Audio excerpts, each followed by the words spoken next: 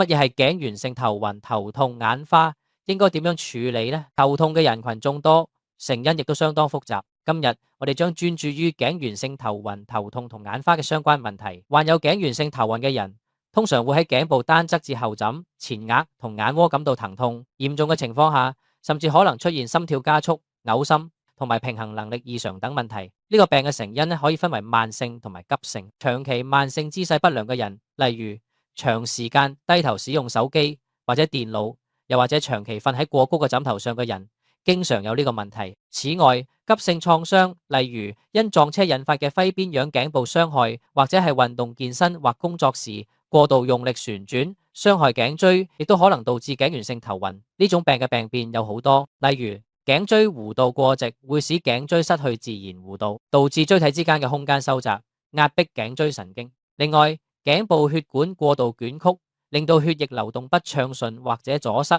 造成頭部缺氧，導致頭暈、頭痛同埋眼花。若果係 C1 至 C3 頸椎嘅椎間盤突出，亦都會壓迫神經，指到頸部至到前額同眼窩位置出現單側疼痛，甚至交感神經受到刺激，可能會出現心悸同埋嘔心等症狀。好多醫生會直接開止痛藥俾病人服食，但呢個方法都只係斬腳趾避沙蟲，因為止痛藥未能夠解決以上所講嘅病變，問題只會再次復發，唔係一個長遠嘅解決方法。試用我哋獨家嘅頸椎牽引器 N05B， 呢款牽引器通過調整第一對扭掣，使頭顱後仰至45度，形成最佳後枕受力支點，再調校另一對扭掣，沿住升降桿提升後枕，產生強力而精準嘅牽引力，最高可達到20kg。拉開椎體，擴闊椎孔，使椎間盤回納，減少頸椎神經受壓，暢順頸部血管，